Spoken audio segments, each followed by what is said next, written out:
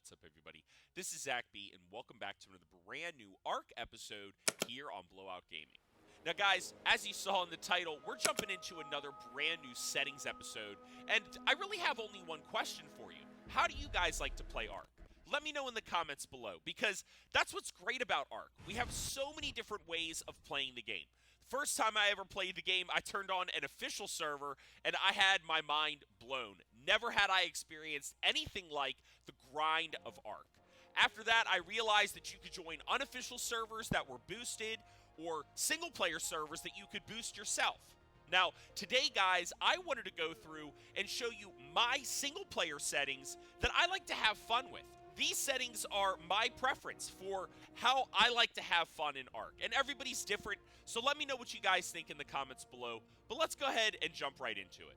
Now, I wanted to jump right in here and show you we have general and advanced settings. Now, these are big lists, guys, so bear with me as I go through it. As I show you these settings, I'm going to be showing you some footage in the background to show you what this looks like during gameplay.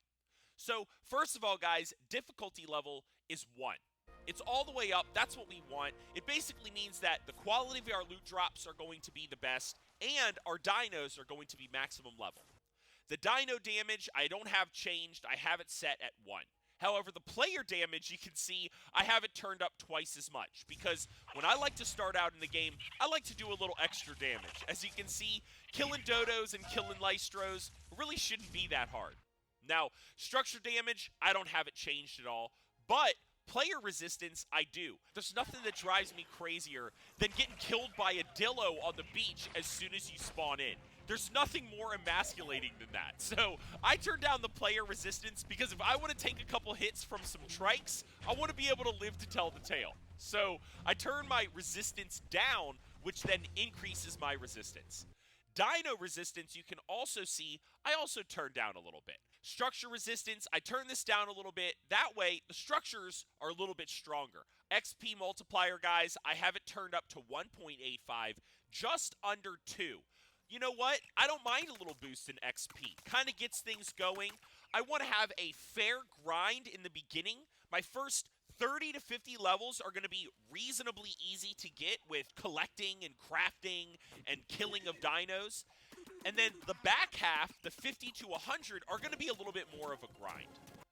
Now, as you can see, guys, the taming speed is at 10. Now, this is a pretty fair balance. As you can see in the footage here, I'm taming high-level herbivores with, 10 or so berries, and I'm taming high-level carnivores with just a couple pieces of prime meat.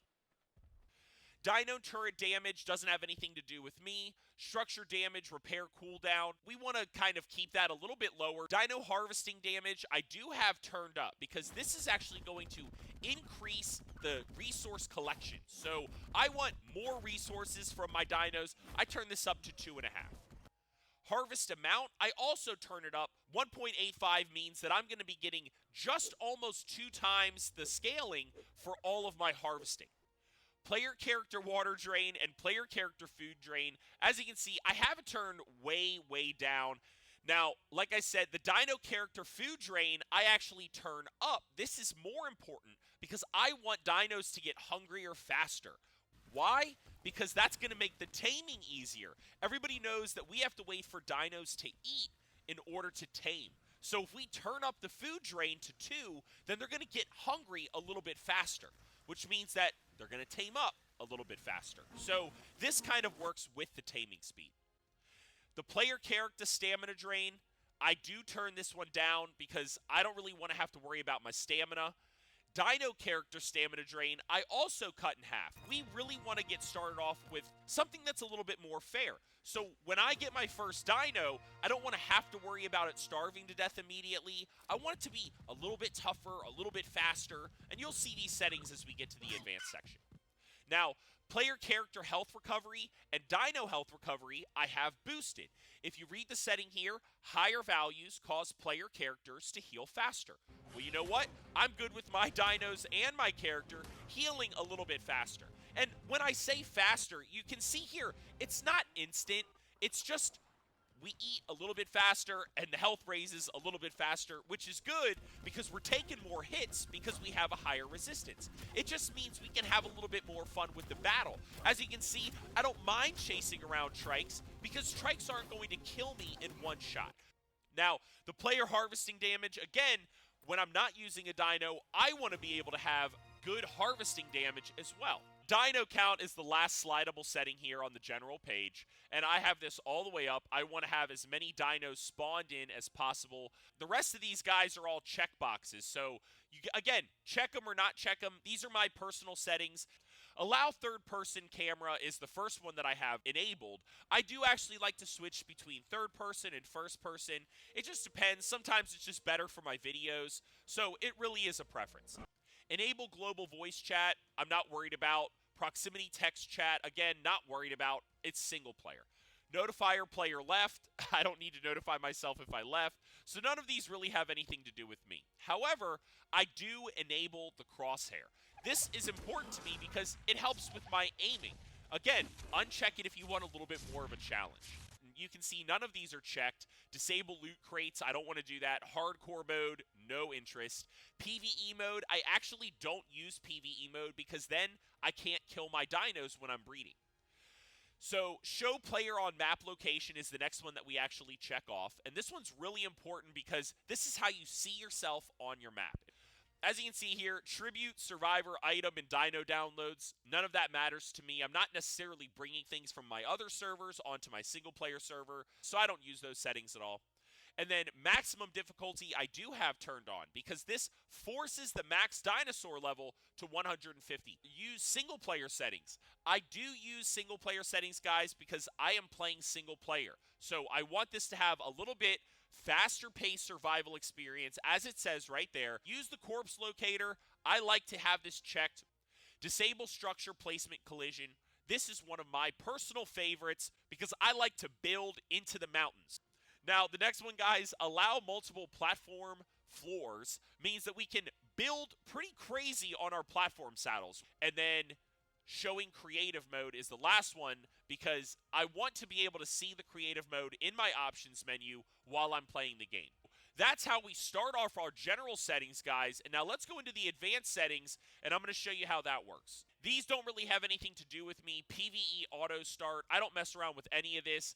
These are the settings. I don't know what this means. It doesn't affect anything about my game. Force allow, K flyers. Again, really up to preference, but I don't want to find myself in a situation I can't fly. If I want to, why not? And then again, this kind of drops down offline raid protection. We're not doing PvP. I'm not worried about that. Now we're down here to the world settings, guys, and we are going to go over some breeding settings, so pay attention. First and foremost, guys, we're going to drop down here, poop interval. I actually have this at 2. I want to make sure that I'm always having poop for fertilizer when I'm first starting out. Lay egg interval, I have at 0.01. These things lay unfertilized eggs like it's their job. So this means that kibble is going to be a lot faster. As you can see, piles of trike eggs, piles of PT eggs, very, very quick collecting.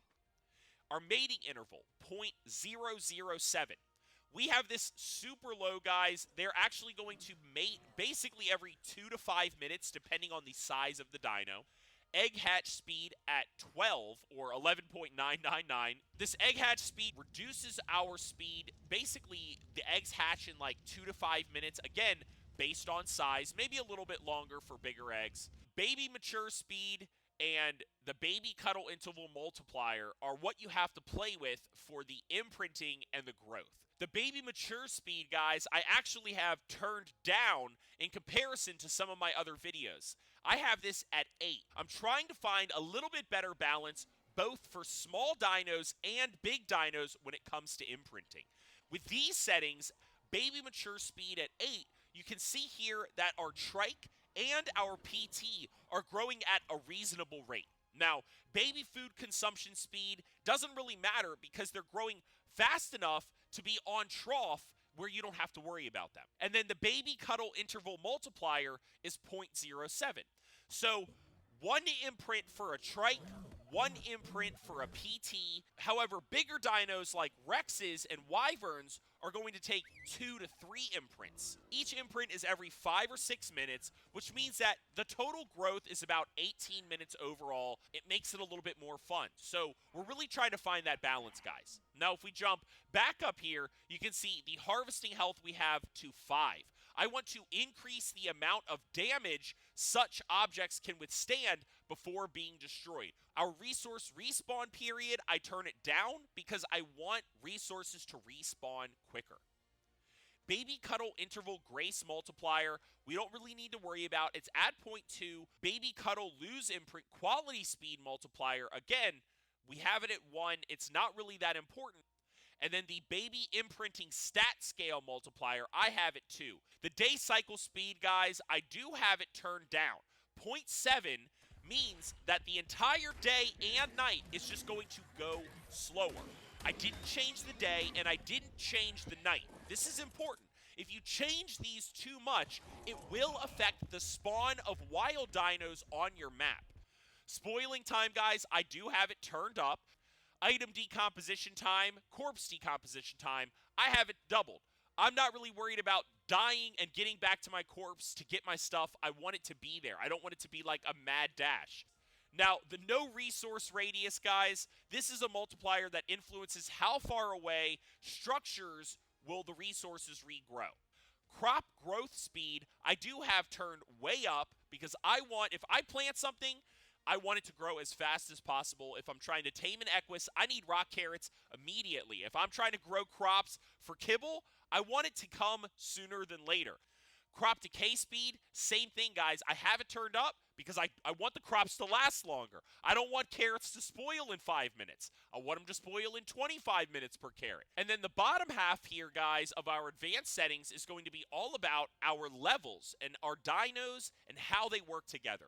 As you can see, wild dino stats per level and tamed dino stats per level, I actually do not change. I want them to have their wild base stats. However, we come down to the tamed dinos add per level, we're going to make some changes. So this here is a multiplier that changes the amount of health is gained by tamed dinos per point invested as a percentage of the default setting. So what does that mean?